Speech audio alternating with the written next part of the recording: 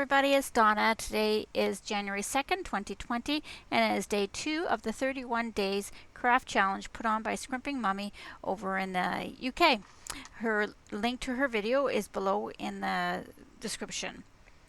Today I'm going to be working on using up some more of the Christmas cards by making these cute little gift card holders. Okay, so to start we need a Christmas card where we can cut out a 5-inch long by 4-inch tall piece. So basically more of a landscape type card would work best for this. Once that's cut, we're going to be able to need to do some scoring. Basically we need to score at 1/4 inch and 1 3/8 inch along the tall side, so across to the bottom. Hopefully that made sense. And then you just flip it around and you do it on the other side as well. And then on the bottom of the piece you just score it 1/2 inch. I realized that I had actually scored it on the wrong side, so I just flipped it around and did it again. The scoring on the bottom doesn't really, the 1/2 inch isn't super important. I just find it's easier that way to make the fold. Neither is the 1/4 inch score on either side all that important. It's more just so I can have placement for my glue. Now I decided I'm going to attach a label to the front, or a tag to the front.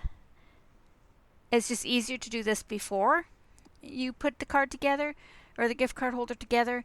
Now I'm just sliding in a brad through both holes that I punched and closing it, and you can see why it's a lot easier to do this while it's not glued down. I have done it the other way though as well.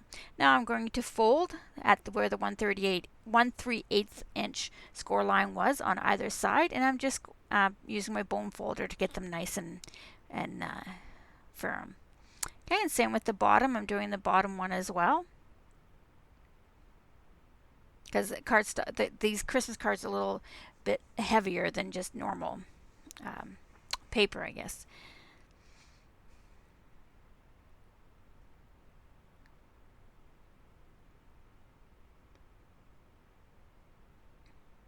Okay, so now I'm folding it over and we're going to glue.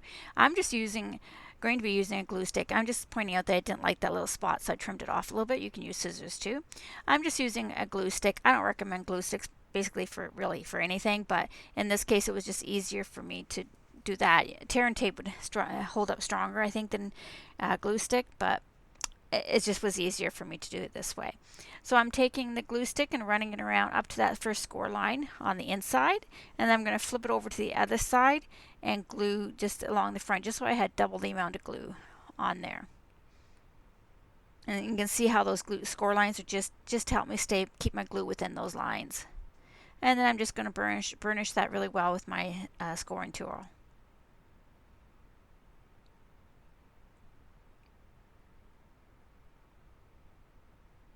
Okay, now for the back I need to just miter the corners a little bit there so that we take a little triangle off just up to the score line. And then the back piece, we don't really need that. That would just become in our way and we'd have to glue that down too. So it's easier just to cut that away.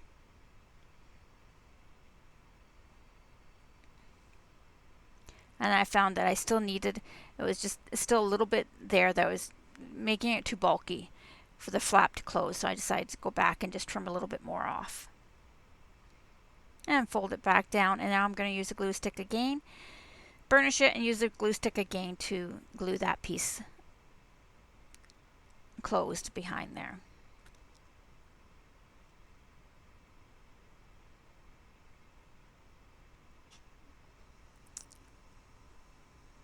One thing I like about a glue stick, I usually, even though I find it's a little bit messier, but it does clean off of things easier enough. Okay, so now we need a little thumb hole so we can pull our gift card out of the top. So I'm just using a 3/4 inch punch to cut that out. Another size might work. I'm just going about maybe not even halfway up for the little hole to pull out your card. Okay, now I decided I really didn't. Originally I wanted the cards to stand alone without not a lot of embellishment, but I felt that this one just needed something. So I went into my stash of little pieces I had left over. This is a DSP from last year where I had cut out some of the stockings on my scan and cut that I still had in a little baggie. So I figured, oh, I'll just take one of those and we'll stick that down in front. I was actually looking for a white snowflake, couldn't find anything like that. So the stocking did. It just gave it a little pop of color on the front. Again, though, you could have just left it alone just because the card had enough going on it as it was. Okay, so there's my gift card that I'm going to make sure fits inside there. And it fits perfectly. Okay, there's the other one that I made earlier. I just used a different tag. And then these are some that I didn't have a lot of Christmas cards to use because I'd used them yesterday with making the tags. So these ones I used at a scrap DSP that I had hanging around. Some of them are Christmas, some of them are just for other occasions. None of the embellishments were ones that I actually made. They were things that were just hanging around. So it was a good opportunity to use up some of those little pieces. And I'm sure if you're familiar with Stampin' Up's catalog, some of them look familiar.